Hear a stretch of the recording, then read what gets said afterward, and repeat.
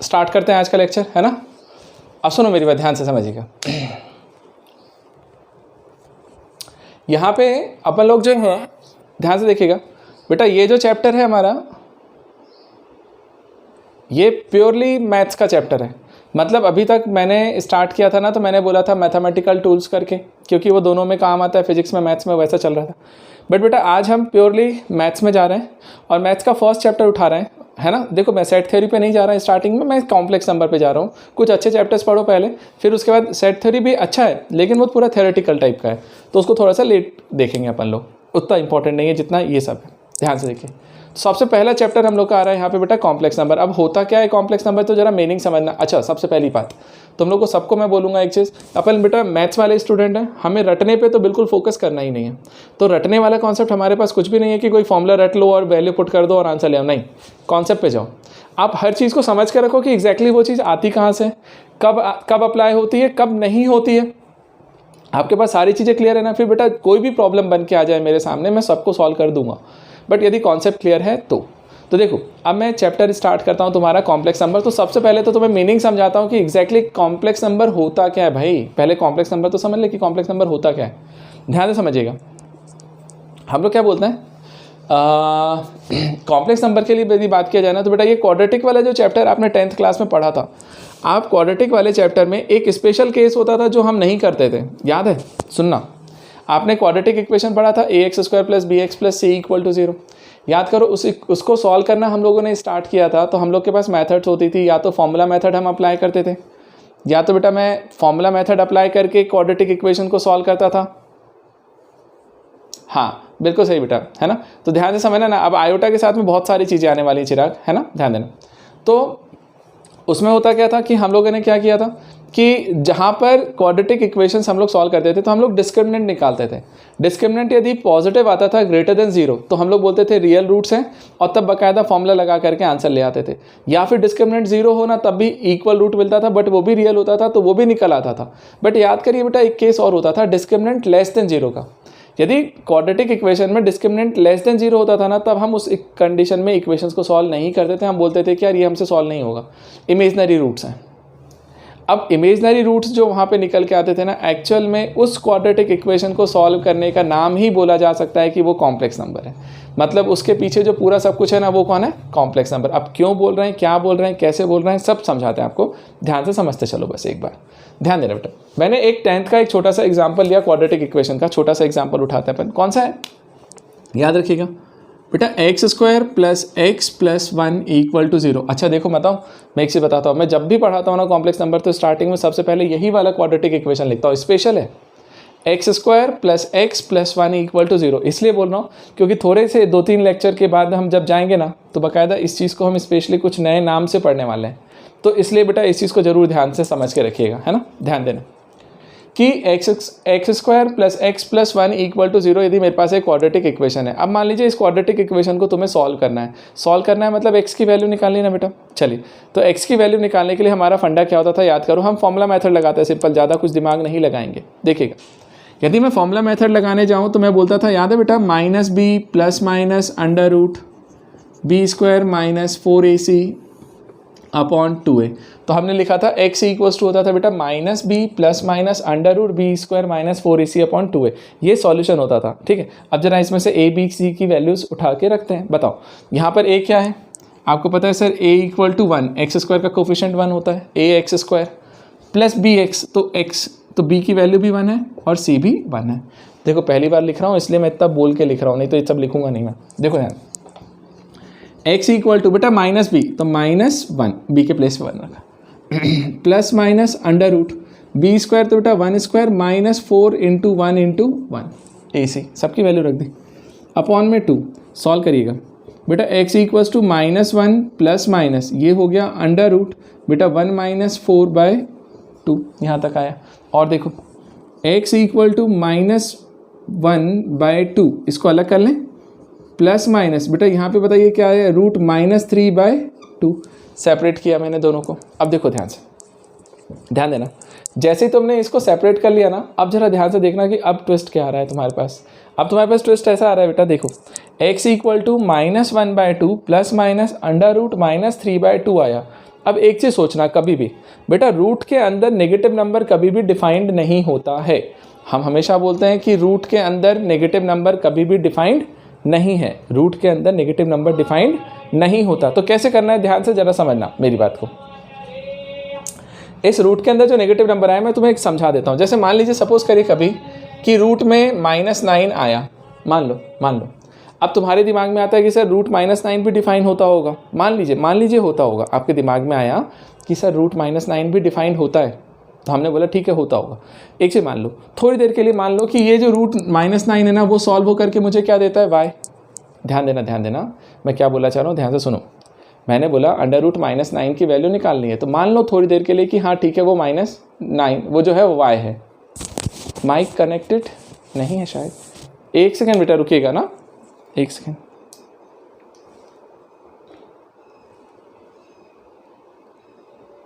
बेटा कनेक्टेड तो है, चलिए ठीक है। अब देखिएगा बेटा ध्यान से। तो मैंने बोला मान लीजिए √-9 निकालना है, तो मैंने उसको y सपोज किया। चलो ठीक है, मैंने बोला कि ठीक है वो वैलिड है, मतलब बाकायदा आंसर दे रहा होगा, मान लेते हैं। तो एक चीज़ बताना, स्क्वायरिंग बोथ साइड करें। बेटा यदि स्क्वायरिंग बोथ साइड करने जाएंगे तो मैं बोलूँगा y² = -9 स्क्वायरिंग करने पे। अब y² = -9। अब जरा एक सेकेंड के लिए सोच कर देख, अपना दिमाग फंडा यूज़ करके, क्या y के प्लेस पे आप कोई एक नंबर मुझे बता सकते, कोई भी रियल नंबर जिसका स्क्वायर करूं और -9 आ जाए। तो हमने बचपन से पढ़ते हुए रखा है क्या कि स्क्वायर करने का मतलब ही होता है कि वो कभी भी नेगेटिव आंसर देता ही नहीं है। तो किसी भी नंबर का y को यदि मैं किसी भी रियल नंबर को यहाँ पे रखने जाऊँ ना तो उसका स्क्वायर कभी भी नेगेटिव नहीं आ सकता, वो सिर्फ और सिर्फ पॉजिटिव आता है। तो ये वाली इक्वेशन तो मेरे लिए वैलिड ही नहीं है किसी भी रियल नंबर के लिए। रियल नंबर किसको बोलते हैं, जो नंबर लाइन पे जितने भी नंबर्स आते हैं वो सारे रियल नंबर हैं। अब आप सोच के देखो कि कोई भी नंबर आपके दिमाग में ऐसा आता है क्या कि जिसको y के प्लेस पे रखा जाए तो उसका स्क्वायर करने पे -9 आ जाए। एक भी नंबर नहीं है बेटा। यदि एक भी नंबर नहीं है ना तो मैं बोल रहा हूँ कि ये जो चीज़ है ना वो कभी भी रियल वैल्यू नहीं देगी। वो कैसी देगी, ये इमेजनरी चीज़ है, मतलब ये मैं सॉल्व नहीं कर सकता, ऐसा वाला फंडा था। तो हम बोलते थे कि ये सर मेरे लिए कैसा आता है, इमेजनरी, राइट बेटा। तो मैंने यही चीज़ बोला कि रूट के अंदर कभी भी नेगेटिव नंबर आ जाए, रूट के अंदर कभी भी नेगेटिव नंबर यदि आपके पास आ जाए बेटा, रूट के अंदर कभी भी नेगेटिव नंबर आपके पास आ जाए तो इसका मतलब समझिएगा कि वो कभी भी डिफाइंड नहीं है, ठीक है। मतलब वो कैसा दे रहा होगा, वो इमेजनरी वैल्यूज़ दे रहा होगा, इमेजनरी, ठीक है। तो मुझे सबसे पहले ये बताओ क्या इस चीज़ का मीनिंग समझ में आया, सिर्फ इतने से पार्ट का मीनिंग समझ में आया तो फिर मैं आपको इसको आगे एक्सप्लेन कर देता हूँ। ओके बेटा, चले देखें। अब जैसे ये चीज़ हो गया ना y = √-9 y² = -9, मैंने ये आपको समझा दिया। अब जरा देखो ध्यान से, अब क्या करना, इसको थोड़ा सिंप्लीफाई करते हैं अच्छे से, देखिएगा कैसे।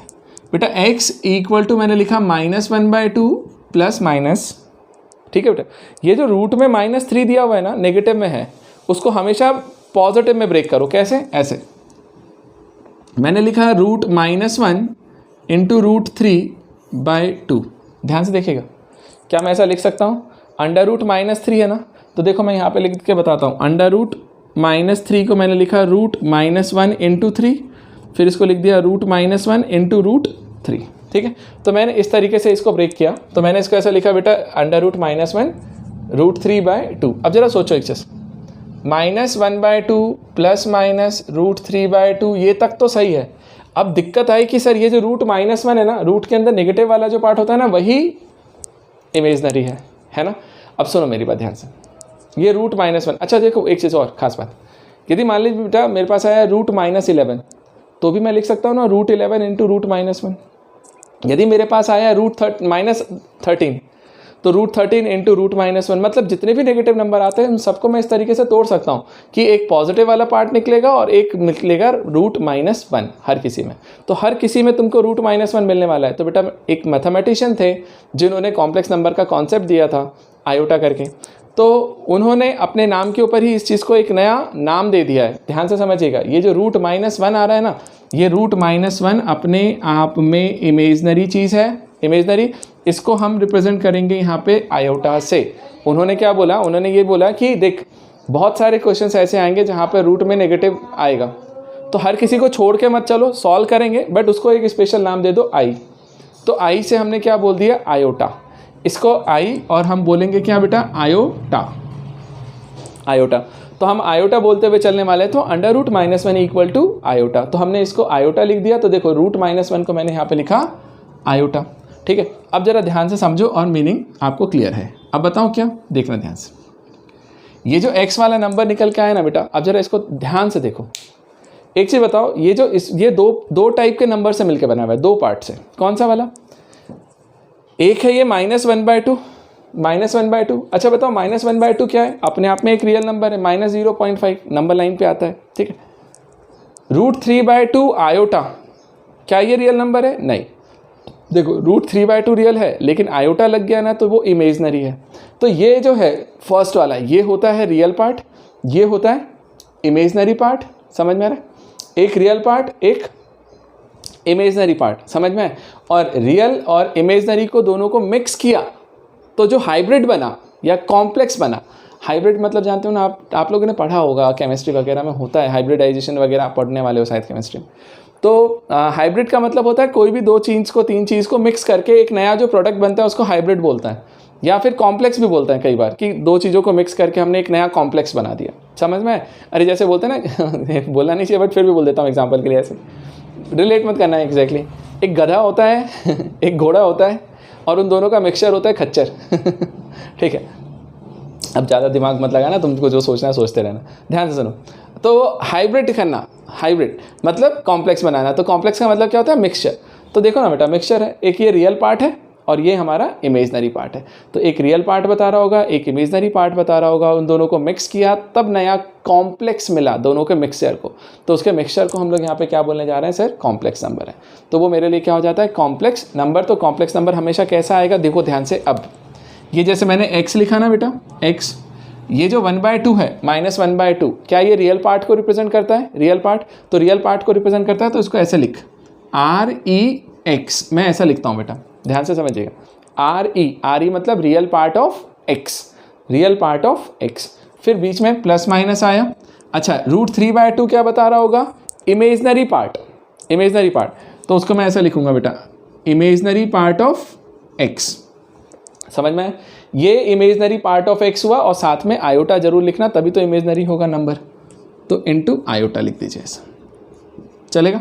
तो ये जो x निकल के आया वो मेरे लिए क्या है बेटा? एक रियल पार्ट, एक इमेजनरी पार्ट, दोनों से मिलके बना हुआ कॉम्प्लेक्स। तो इसको हम लोग बोलते हैं कि ये हमारा कॉम्प्लेक्स नंबर का रिप्रेजेंटेशन होता है। और देखिए बेटा, रिप्रेजेंटेशन इसलिए इस तरीके से लिखा, x equal to real part of x plus minus imaginary part of x into iota. अच्छा सुनो, अभी हम x से रिप्रेजेंट कर रहे हैं, बट रियल में जब हमारे पास कॉम्प्लेक्स नंबर आता है बेटा, मैक्सिमम टाइम हम उसको z से रिप्रेजेंट करते हैं, z। यदि मैं z से रिप्रेजेंट कर रहा हूँ तो इसको कैसे लिखूंगा? z equal to sir real part of z plus minus imaginary part of z iota. अब ये सिर्फ नोटेशन है कि हम x से लिख रहे हैं तो x में लिखेंगे, y में लिखेंगे तो y में, z में लिखेंगे तो z में। स्पेशली ज़्यादातर z में लिखा जाता है।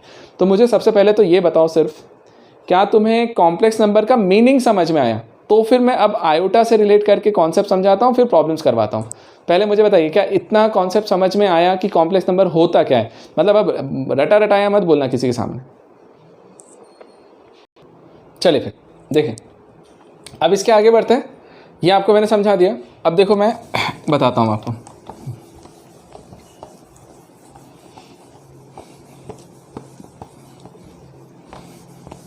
चलो मैं तुमसे पूछता हूँ, एक क्वेश्चन पूछता हूँ। मुझे बताओ पहले, क्या 5 एक रियल कॉम्प्लेक्स नंबर है?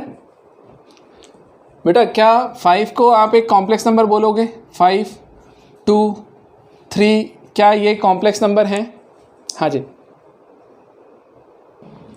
अब देखिएगा बेटा, है ना, मैक्सिमम लोगों का आंसर क्या है? नो। सुनो ध्यान से, ऐसा नहीं है बेटा। हर रियल नंबर अपने आप में एक कॉम्प्लेक्स नंबर होता है, ध्यान से समझ के रखिएगा। हर रियल नंबर अपने आप में एक कॉम्प्लेक्स नंबर है। कैसे होगा?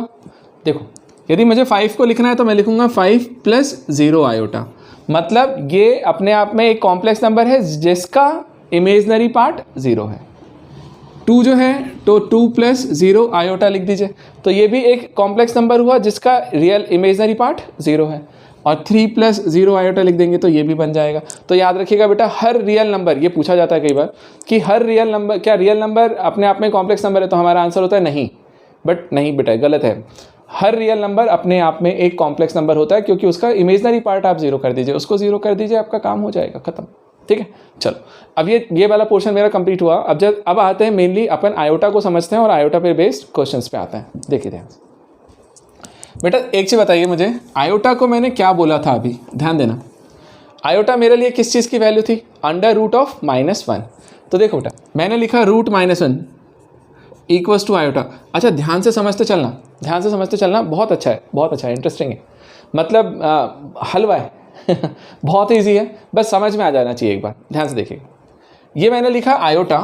सर आयोटा की वैल्यू जो होती है ना, वो मेरे लिए है √(-1). मैंने √-1 को ही आयोटा बोल के रखा है। तो मुझे बता आयोटा स्क्वायर क्या होगा? तो मैंने बोला आयोटा स्क्वायर है, तो इसमें क्या दिक्कत है, स्क्वायरिंग कर देते हैं बोथ साइड।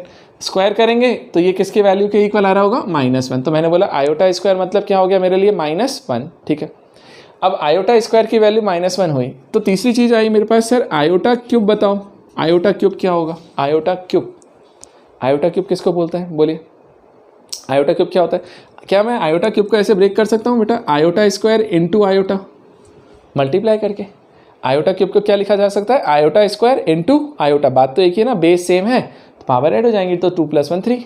तो आयोटा स्क्वायर इंटू आयोटा लिखा, और देखो उसी आयोटा स्क्वायर को मैं लिख सकता हूँ -1 इंटू आयोटा। इसका मीनिंग क्या निकला बेटा कि मैं ऐसा लिखता हूँ कि sir iota cube equal to मेरे पास आया माइनस आयोटा, ये वैल्यू निकाल ली मैंने 3 तक, है ना। फोर्थ वाले पे आइए, आयोटा की पावर 4 को यदि मुझे कैलकुलेट करना है तो आयोटा 4 क्या आएगा? ये चारों मुझे रटने हैं, रटने क्या है वो समझ में आ जाता है। आयोटा की पावर 4, आयोटा की पावर 4 कैसे बना सकते हो? तो ऐसा बोल सकते हैं क्या sir iota square into iota square? बात तो एक ही है ना, आयोटा 4 हो जाएगा। अच्छा, आयोटा स्क्वायर की वैल्यू कितनी थी? -1, ये भी -1, तो -1 मिलकर के क्या हो जाएगा? आयोटा 4 की वैल्यू 1। तो आयोटा की पावर 4 इक्वल टू हमेशा कितना होता है? 1। अब देखो ये बड़ी स्पेशल बात आ गई, खास बात 1। अरे 1 की क्या खास बात होती है पता है? कि 1 को किसी के साथ मल्टीप्लाई करो कोई फ़र्क नहीं पड़ता, है ना। 1 की पावर से कितनी भी पावर कर दें कोई फ़र्क नहीं पड़ेगा, वही मिलेगा। तो देखो ध्यान से समझना, अब लॉजिक समझना, ये मैं कहाँ से कहाँ गया हूँ देखना, उसके बाद मैं आपको जो समझाना चाहता हूँ वो समझिएगा।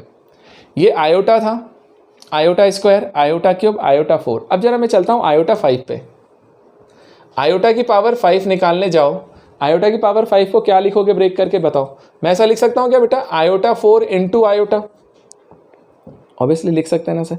तो आयोटा 4 इंटू आयोटा लिखा, तो जरा बताना इसकी वैल्यू क्या हो जाएगी? सिर्फ आयोटा, क्योंकि आयोटा 4 कितना है? 1। खास बात। अच्छा अगला देख, आयोटा की पावर 6 निकालने जाओ तो मैं बोलूँगा iota 4 into iota square. Iota 4 कितना है बेटा? 1। तो इसकी वैल्यू हो रही होगी सर आयोटा स्क्वायर, और आयोटा स्क्वायर कितना था? -1, तो मैंने लिख दिया उसको भी -1 ही। चलो, आयोटा की पावर 7 है, आयोटा की पावर 7 किसको ब्रेक करेंगे बताइए बेटा? Iota 4 into iota cube. ध्यान से समझना मैं क्या समझाना चाह रहा हूँ। आयोटा 4 फिर से 1 हो गया, तो 4 1 इंटू आयोटा क्यूब तो मिलेगा तो सिर्फ आयोटा क्यूब, और आयोटा क्यूब की वैल्यू कितनी है? माइनस आयोटा, अभी निकाली थी, ठीक है। इसी तरीके से आयोटा 8 देखो, तो आयोटा 4 इंटू आयोटा 4, एक आयोटा 4 को 1 कर दो तो ये मिलेगा आयोटा 4 और उसकी वैल्यू 1 ही है ना। अब सुनो मेरी बात, मैं जो समझाना चाहता हूँ वो ध्यान से समझना, नोटिस करो। ये आयोटा था, iota square, iota cube, iota 4, ये 4 आए। उसके बाद में इन 4 आने के बाद में बेटा वो फिर से रिपीट हो गए ना, ध्यान से देखिएगा मेरी बात। आयोटा था, iota square, iota cube, iota की पावर 4 है, उसके बाद में वो चीज़ रिपीट हो गए। मतलब क्या देखो, आयोटा 4 के बाद आयोटा 5 फिर से आयोटा बन गया, आयोटा 6 जो था वो आयोटा स्क्वायर बन गया, आयोटा 7 आयोटा क्यूब बन गया, आयोटा 8 आयोटा 4 बन गया। समझ में आ रहा है मेरी बात? मतलब यही चारों के चारों फिर से अगले 4 में रिपीट हो गए, 8 में, ठीक है। अच्छा देखो, जैसे 8 में ये रिपीट हुए ना, अब जरा एक और देखो, यदि मान लीजिए मैं आयोटा 9 निकालता, आयोटा 9, अब ध्यान देना बेटा, ये 4 का पेयर मैंने अलग बना दिया, मैं तुम्हें कुछ प्रॉपर्टी समझाने वाला हूँ इसलिए मैं लिख रहा हूँ थोड़ा सा। आयोटा 9 बनाया तो आयोटा 9 को क्या लिख सकते हो सर? आयोटा 8, वो भी 1 है, इंटू आयोटा, मतलब मिलेगा फिर आयोटा। आयोटा 10 लिखने जाओगे तो फिर से लिखोगे आयोटा 8 इंटू आयोटा स्क्वायर, फिर से मिलेगा आयोटा स्क्वायर। आयोटा 11 लिखोगे तो उसको लिख सकते हो आयोटा की पावर 8 इंटू आयोटा क्यूब, मतलब आयोटा क्यूब मिला, और आयोटा 12 लिखने जाओगे तो फिर से मिलेगा आयोटा की पावर 8 इंटू आयोटा की पावर 4, आयोटा 4 मिला। अब ज़रा सुनो ध्यान से, फिर से मेन कॉन्सेप्ट ये था हमारा जो समझने का, कि कोशिश करो समझने की कि iota, iota square, iota cube और आयोटा 4, बस आपको ये 4 वैल्यूज़ याद रखनी है। जैसे ये 4 हो गई ना, तो अगले 4 वापस से यही 4 रिपीट होते हैं, फिर अगले 4 में भी वो वही रिपीट होंगे, फिर अगले 4 में भी वो वही रिपीट होंगे। मतलब 4-4 के पेयर में यही चीज़ बार बार आती जाती है, बार बार आती जाती है, मतलब बदल नहीं रही है। तो मेन वैल्यूज़ किसकी याद रखनी है? बस इन चारों की। अच्छा, इन चारों की वैल्यूज़ भी याद रखना बहुत आसान है। क्यों? आयोटा मुझे पता है आयोटा √-1 होता है, तो आयोटा स्क्वायर क्या होगा? -1, स्क्वायरिंग बोथ साइड, तो आयोटा स्क्वायर की वैल्यू -1 हो गई। फिर आयोटा क्यूब क्या होगा? आयोटा स्क्वायर इंटू आयोटा, तो माइनस आयोटा, आयोटा 4 1। बस ये 4 वैल्यूज़ याद रख लीजिए, आपसे सारे क्वेश्चंस बन जाएंगे इससे रिलेटेड। मैं अभी अब करवाता हूँ, आपको समझ में आएगा। तो मुझे बताओ क्या इतना कॉन्सेप्ट समझ में आया कि मेन 4 वैल्यूज़ क्या थी, और इन चारों से रिलेट करते हुए यही 4 वैल्यूज़ बार बार रिपीट हो रही हैं, तो वो मुझे पता होना चाहिए। हाँ जी, सबको क्लियर है? देखो, किसी को छोटा मोटा भी डाउट है तो बिल्कुल पूछ डालो बेटा, है ना, बिल्कुल पूछ डालो कि सर ये चीज़ कैसे लिखा, वो चीज़ कैसे लिखा, मैं क्लियर कर दूंगा तुरंत अभी। क्योंकि एक बार क्लियर हो गया ना, तो फिर उसके बाद तो प्रॉब्लम आसानी से बनेंगे आपसे। ओके, हाँ बेटा, बाकी लोग क्लियर है? -i मतलब बेटा, -i मतलब नेगेटिव में आ रहा है आयोटा, बस और कुछ नहीं है, माइनस साइन बता रहा है और कुछ नहीं है। प्रॉब्लम सॉल्व कर रहे हैं और स्पेशल कुछ मीनिंग नहीं है उसका, स्पेशल कोई मीनिंग नहीं है। सिर्फ अभी है ना चिराग, क्या कहते हैं, हम 1-2 लेक्चर के बाद में आर्गन प्लेन पे जाने वाले हैं। इसको भी जैसे हमने कार्टेशियन कोऑर्डिनेट में देखा था ना, अपन ने एक्स एक्सेस वाई एक्सेस के बीच में प्लॉट करते थे नंबर्स को, वैसे कॉम्प्लेक्स नंबर को प्लॉट करेंगे तो आपको माइनस का मीनिंग भी समझ में आ जाएगा कि नेगेटिव पार्ट बता रहा होगा, तो नीचे वाई एक्सेस के नीचे साइड में। ठीक है, चलो ठीक, ओके, है ना। चलिए बेटा, अब देखते हैं इसके आगे, और इसके आगे बढ़ते हैं अपन, है ना। अब देखिए, नहीं, अब मैं आपको इस पर बेस प्रॉब्लम करवाता हूँ, ध्यान देना।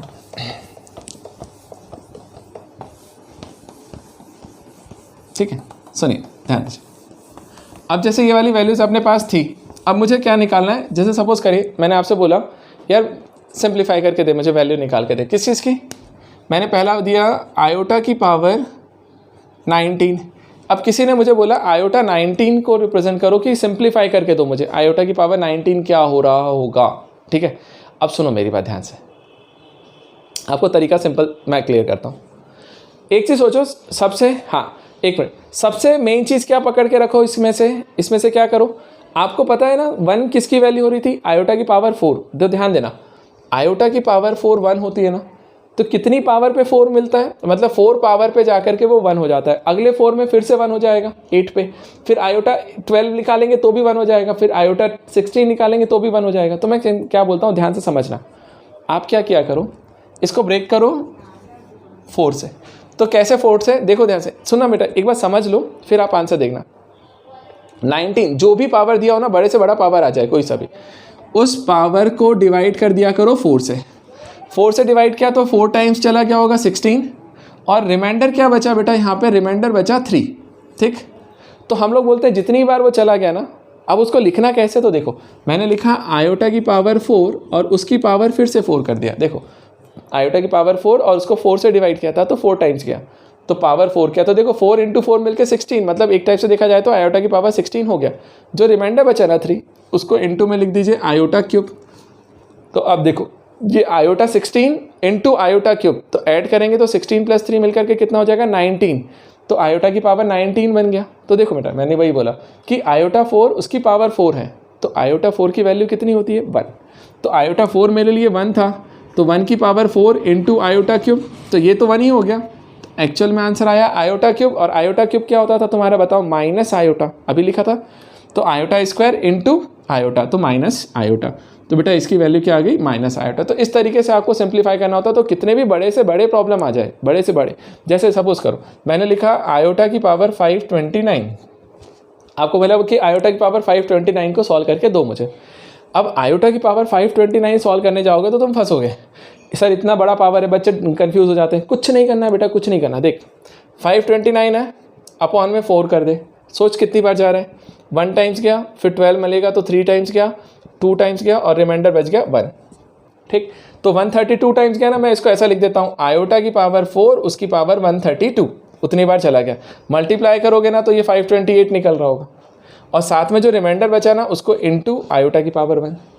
अब ये पूरा तो क्या हो गया भैया, 1 की पावर 132, 1 की पावर कुछ भी करूँगा 1 ही आएगा, तो इंटू में क्या आ गया, साथ में आयोटा, तो ये तो 1 हो गया, तो आंसर आया सिर्फ आयोटा। तो ये सिंप्लीफाई हो गया। तो इस तरीके से जाकर के बेटा कितने भी बड़े से बड़े पावर आ जाए आपके पास, आप उसको इजीली कन्वर्ट कर सकते हो। तो पहले मुझे बताओ क्या आपको ये कॉन्सेप्ट समझ में आया, तो मैं अब प्रॉब्लम्स पे आऊँगा।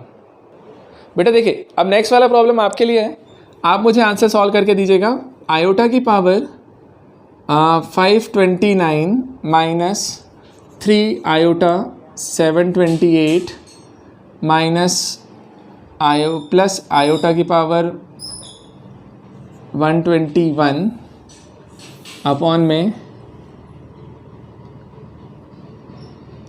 2 आयोटा की पावर 4 माइनस 3 आयोटा की पावर 19। बेटा इसको मुझे सिंप्लीफाई करके दीजिए। सिंप्लीफाई मतलब इसको जितना सॉल्व कर सकते हैं उतना सॉल्व करके बताइए मुझे, ठीक है? बताइए मुझे ज़रा क्या आ रहा है, एक बार ट्राई कीजिए फिर बताते हैं। चलो ठीक है बेटा, है ना? अब देखिए, अब मैं इसको सॉल्व करके बताता हूँ कि एग्जैक्टली कहाँ तक सॉल्व करना है, ये भी इंपॉर्टेंट है यहाँ पे, है ना? चलें, आप लोगों ने ट्राई किया, कुछ लोग के आंसर्स भी आए, अच्छा लगा। देखो ध्यान देना बेटा, जैसे हम लोग इसको सिंप्लीफाई करने के लिए जाएं तो सबसे पहला काम क्या होता है, आप इसके पावर को सिंप्लीफाई करो, सबको आयोटा वगैरह में लेकर के आओ। देखो आयोटा की पावर 529, मैंने क्या किया, सीधे लिखा बेटा आयोटा 4। अब इसको स्प्लिट करेंगे तो आप 4 से डिवाइड करोगे, तो यहीं का यहीं करो ना, 4 से डिवाइड किया तो 1 टाइम गया, 12 आ जाएगा तो 3 और 4 2 8 और बचेगा कितना, रिमाइंडर 1। तो जो रिमाइंडर बचा उसको इंटू आयोटा यहीं के यहीं लिख दिया, ठीक, माइनस 3। अब आयोटा की पावर 4 फिर से लिया, मतलब इसको 4 से डिवाइड करो, उसको लिखेंगे।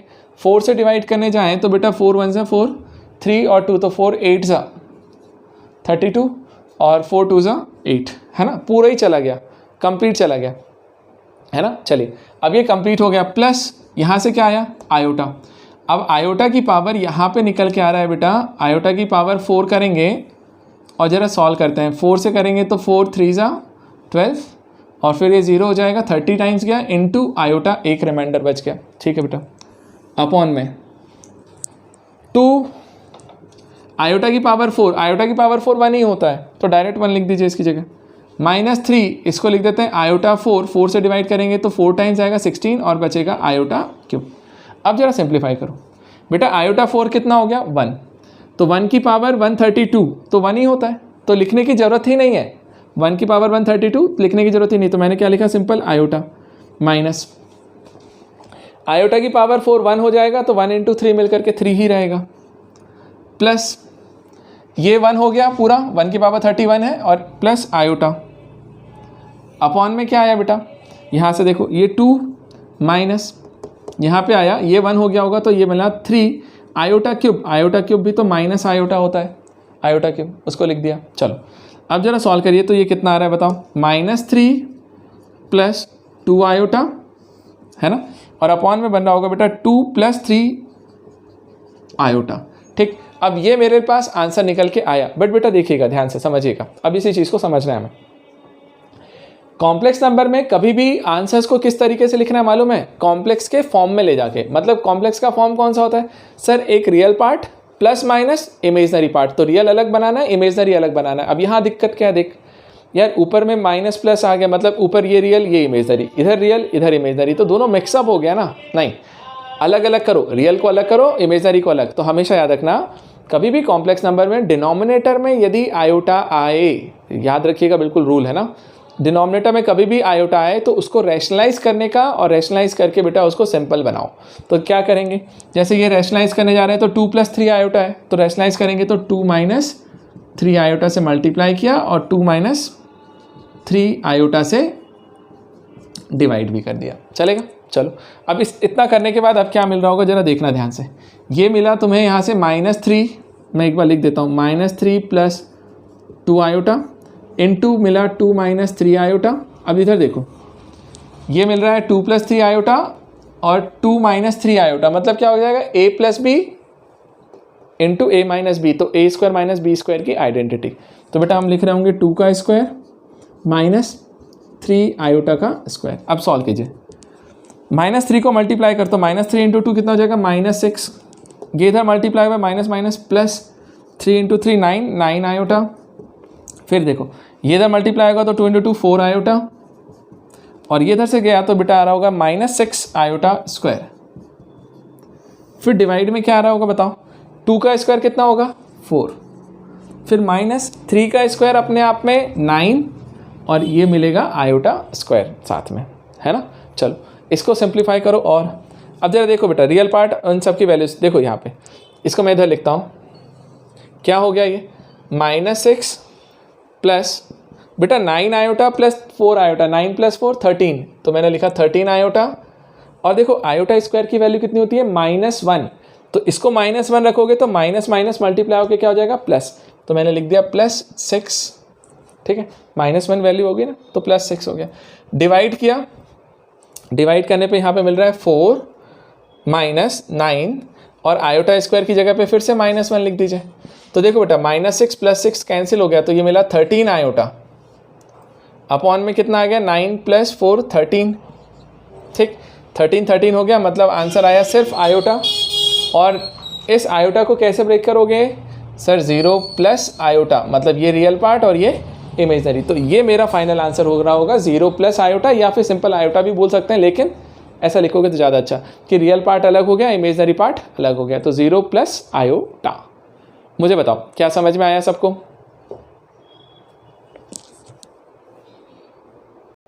ठीक है, चले अब देखते हैं नेक्स्ट प्रॉब्लम, ठीक है, वो भी तुम्हें देता है छोटा सा इत्तू सा ऐसे, ठीक है। अब तुम आंसर ला के दोगे मुझे, देखो एक लाइन का क्वेश्चन देंगे छोटा सा प्यारा सा, देखो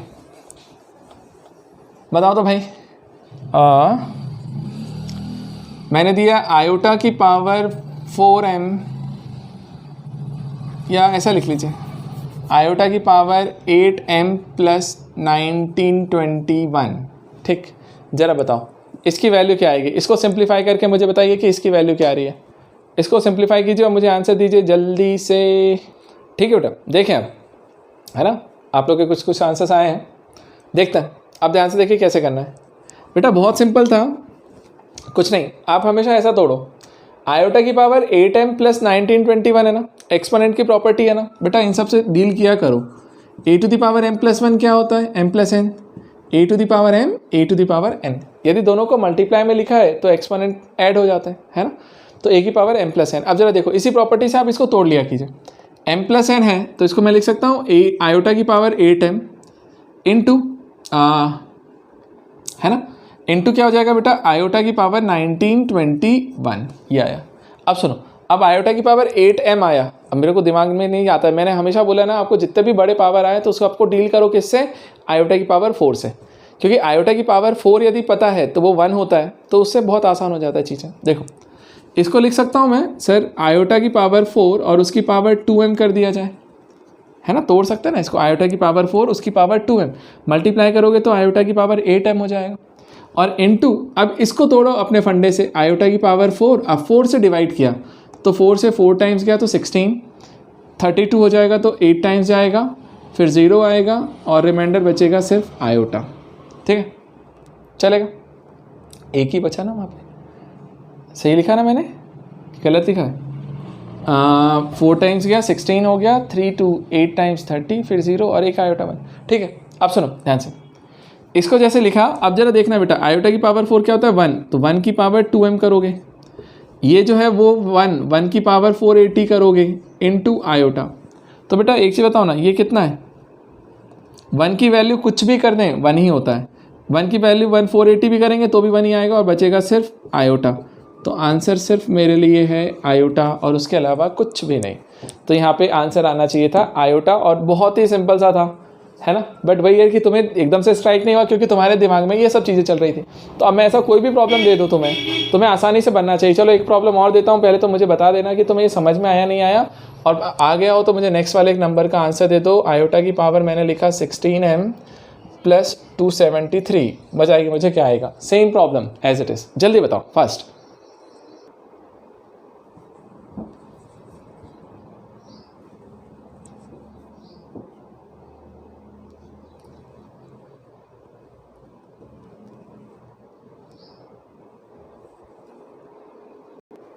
देखिए बेटा, अब इसको सॉल्व करना था तो क्या करना था? सिंप्लीफाई। 23 है, आयोटा की पावर 4 है ना, 4 से डिवाइड किया तो बेटा ये जा रहा होगा 5 टाइम्स 20 और बचेगा आयोटा क्यूब, जो बचा उसको लिख दिया। -2 आयोटा की पावर 4, इसको 4 से डिवाइड करेंगे तो 6 टाइम्स आएगा 24, फिर से मिलेगा आयोटा क्यूब +3। बेटा आयोटा की पावर 71, आयोटा 4 उसको मैंने डिवाइड किया तो 4 से कितनी बार जा रहा होगा बोलो? 1 टाइम्स, 7 टाइम्स में 28 हो गया होगा, तो 3 मतलब आयोटा क्यूब ही बचा फिर से, और माइनस यहाँ से मिल रहा होगा 2 आयोटा 4 की पावर 4।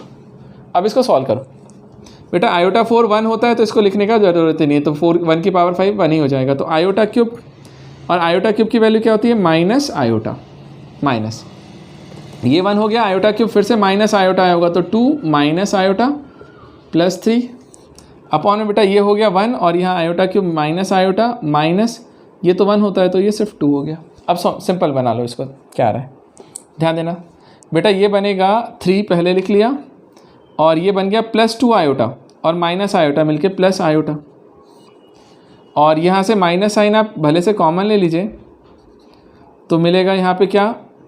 2 plus iota. इसको रैशनलाइज करना है, चलो तो मैंने 2 माइनस आयोटा से मल्टीप्लाई 2 माइनस आयोटा से डिवाइड, क्योंकि डिवाइड में आयोटा आया तो मैं रैशनलाइज करूँगा, कर देते हैं। माइनस साइन लिखा, अब देखो 3 को मल्टीप्लाई करोगे तो 3 2 ज़ा 6 माइनस 3 आयोटा +2 आयोटा इधर से बना और माइनस आयोटा स्क्वायर बना, ठीक है, अपॉन में a + b a - b, तो a² माइनस b² ये बना दिया, ठीक। सॉल्व करिए बेटा, ये कितना बन रहा होगा बताना? आयोटा स्क्वायर की ये 6 है, ये दोनों मिलकर के क्या होगा? माइनस आयोटा, आयोटा स्क्वायर -1 होता है तो +1 अपॉन में बेटा ये 4 माइनस आयोटा स्क्वायर की वैल्यू -1।